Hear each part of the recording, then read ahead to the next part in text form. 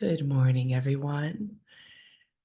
So we are into the second week in Advent, and I want to read for you two passages from the Bible to be a launch pad into our theme today. And our theme today is emptiness. And we've gone into emptiness many times, and this will be a unique angle of going into emptiness. So in Isaiah chapter 55, we hear this really consoling passage. Come, all you who are thirsty, come to the waters. And you who have no money, come, buy and eat. Come, buy wine and milk without money and without cost. Why spend money on what is not bread, and your labor on what does not satisfy? And then the second passage I want to bring into today is Psalm 127. Unless the Lord builds the house, those who build it labor in vain. Unless the Lord watches over the city, the watchman stays awake in vain. It is in vain that you rise up early and go late to rest, eating the bread of anxious toil, for he gives to his beloved sleep. So both of those passages speak about where to find everything, what the pathway is to everything. They in a very consoling way, invite us to let go of everything that is not the one thing necessary. And the images are great, right? About not wasting our time on bread that does not satisfy, not toiling in vain to build an entire house. So all of these things are of this physical realm, and they're used with great example that there is only one thing that's really going to satisfy us, that's really going to give success to our lives. And I mean success in the best sense of that word.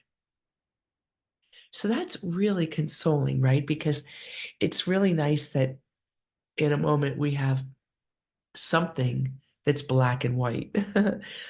But you discover that the path to unraveling all the ways we look towards the bread that doesn't satisfy for satisfaction, and we look towards our labored and anxious efforts to provide us security, we discover over time that it's a bit more complex than that, because we have to unravel the conditioning that leaves us so dependent upon all of these things that fall short of the one thing necessary.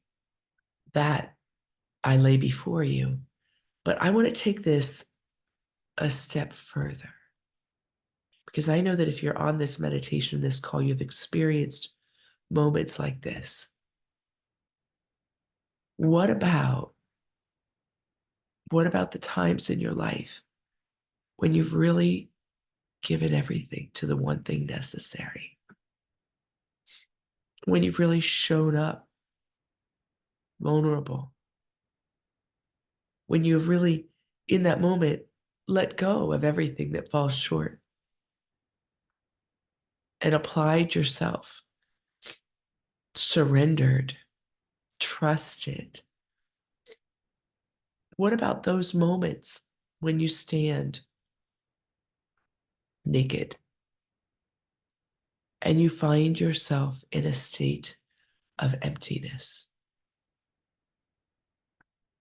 This, I believe, is perhaps one of the most terrible aspects of the spiritual life is that even when we give our all, even when we we truly open ourselves and we truly let go, that there are inherent, because of the nature of this life, there are inherently moments of terrible emptiness, moments when you're only there about source and you've been what seems to be forsaken.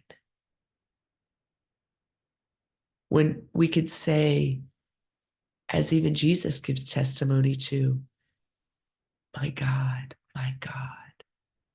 why have you forsaken me?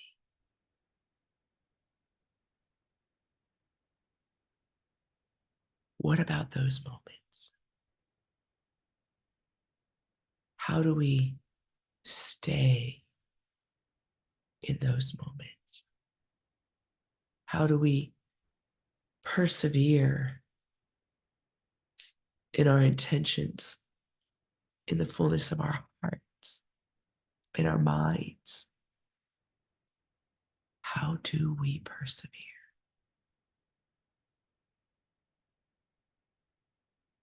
When the moment for us is so raw and bereft of all consolation and seeming to reveal that there's no direction, no landing place, what do we do? One of the energetic constructs of Advent has an element to this because Advent points to a pre manifestation moment, a pre birthing moment. Now, you could argue that there's a pregnancy, and so there's a certain fullness. But if we take this image to the very beginning of all creation, we can discover that there is something formless. In Genesis, you read that there is a void, a void. And in our spiritual lives, there are moments that are just like that, that have a quality to them that we could say is a void. How terrible. How terrible.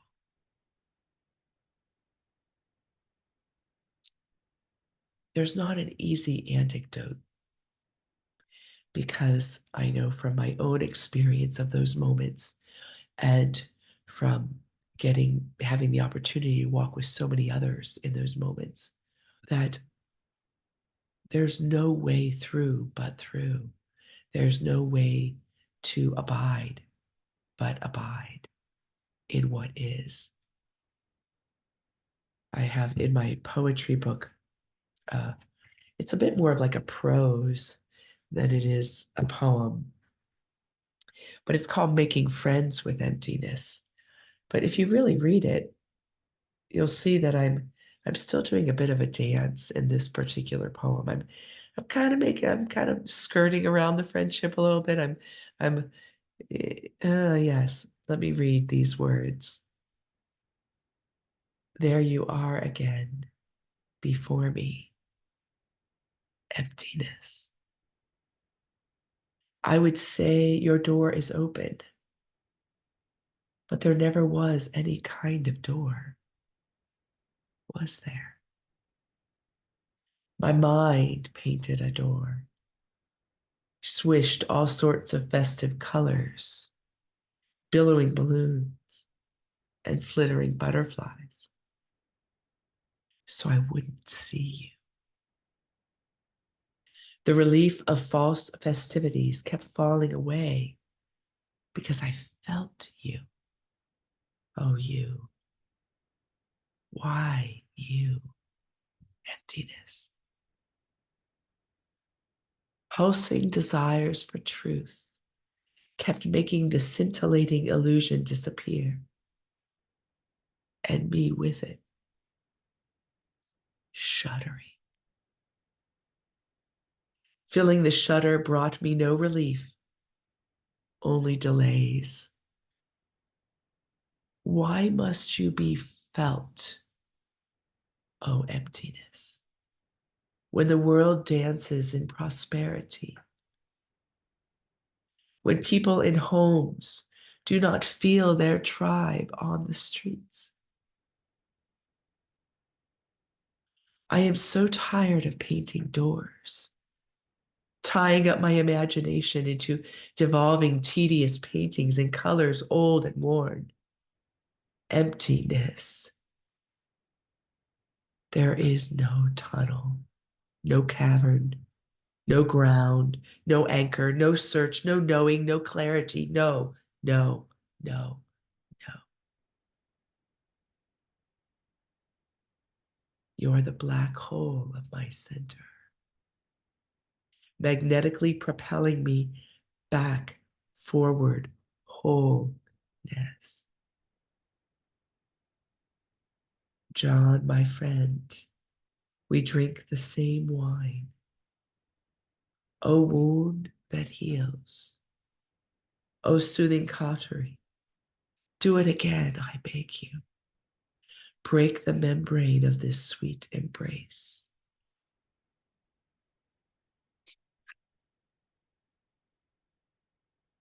There's something about that one phrase. Why must you be felt, O emptiness? In moments like this, when we have given our all to the beloved and we find ourselves in this place of emptiness, why must it be felt? Because if it is felt, and we do believe there's purpose in all things, then the question, the why it must be felt, is a fair one to ask, especially because we we observe that the world, the nature of the world is abundance. Nature, you look out onto a hillside or any scene of nature, and even in the most stark, I was just in Minnesota where it was so empty and stark.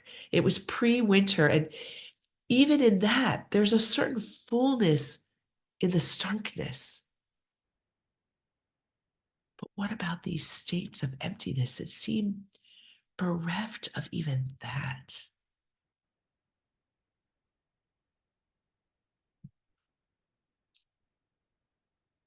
And I have this mysterious line that goes along with that. When people in homes do not feel their tribe on the streets,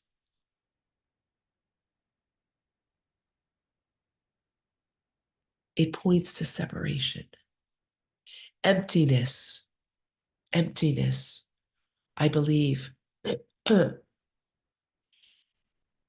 is a texture of a certain nuance of the illusion of separation. And for mysterious reasons in our lives, we have these moments unforeseen when we are plunged into emptiness. For mysterious moments in mysterious ways, even in our path of union with the beloved. We're meant to feel, to taste, to smell, to touch, to see. We're meant to get so intimate with this void, with this texture of emptiness. And I think as my poem at the end begins to point to this, there's a certain black hole quality.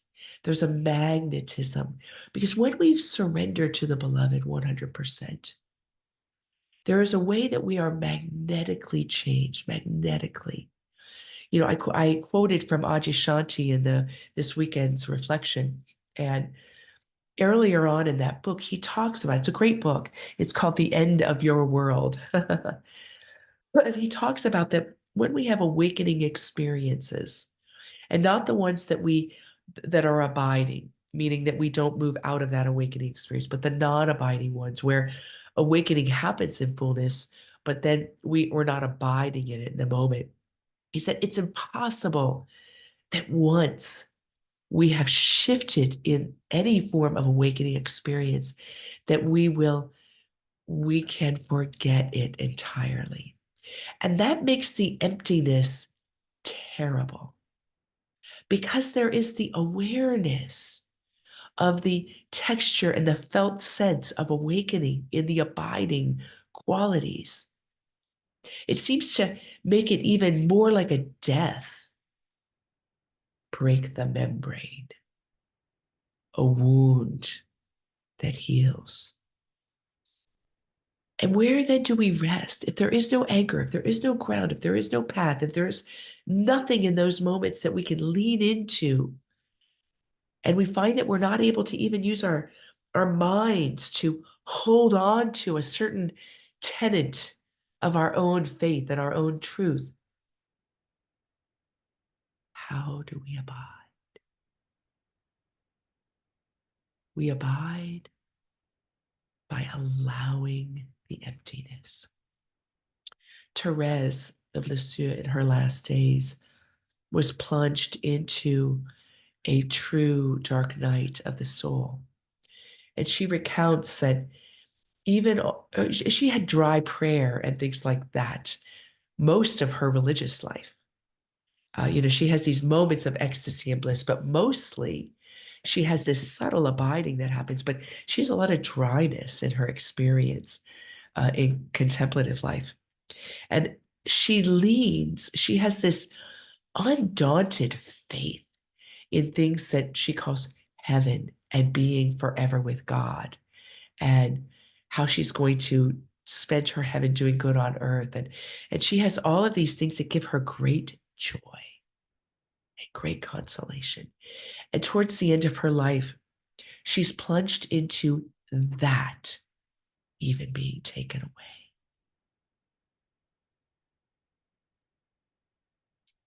And she's questioned by her sisters about this and how she moves in this state of emptiness. She doesn't try to force feelings that aren't there. She doesn't try to force to hold on to something she can't actually lean into and hold on to. She allows the emptiness. It is a further step in our awakening process to make friends with the emptiness, to allow it in such a way that we don't look for it to pass. I can tell you that it will pass, but to not look for it to pass.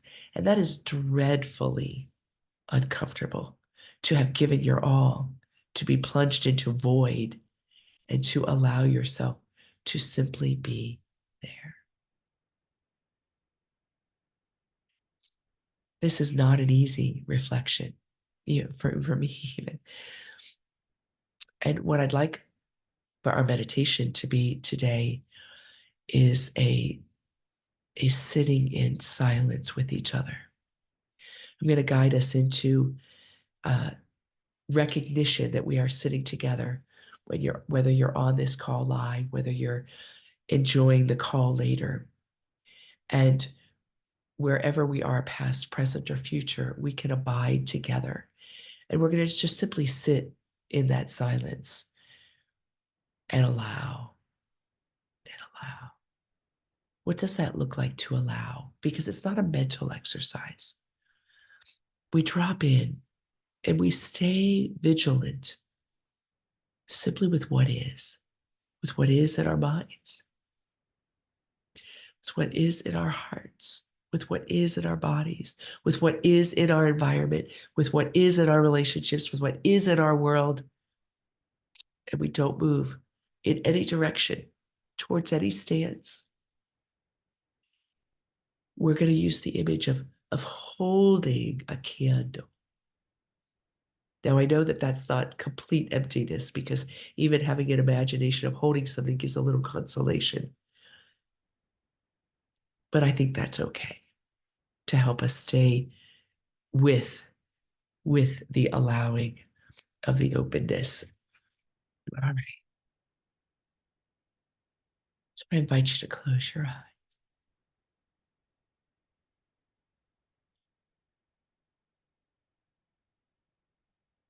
Draw up the very true recollection that in this moment, as you close your eyes, you are sitting with others, closing their eyes for the same reason, to allow and to abide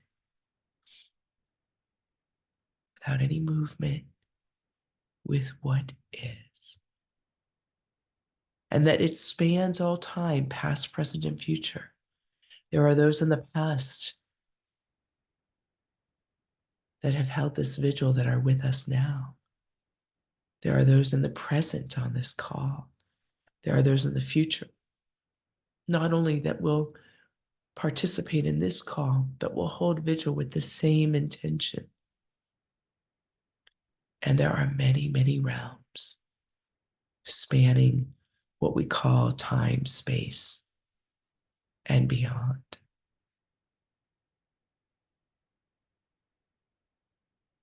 So we sit in this abiding and allowing. And if you wish, imagine, conjure up that you're holding a candle and that candle is lit. And you're simply holding a candle to the work of the beloved, to the expression of the beloved, however it wants to be, as you, in and in all the world.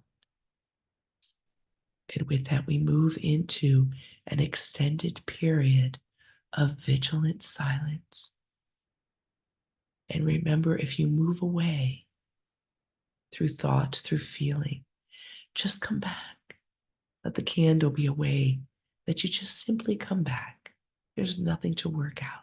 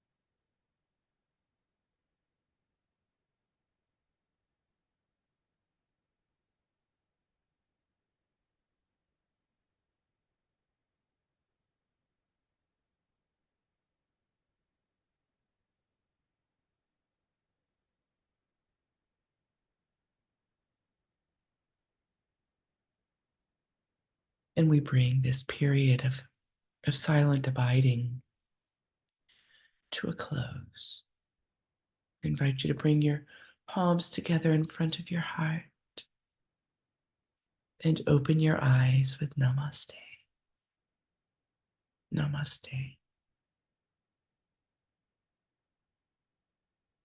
Have a great day, everyone.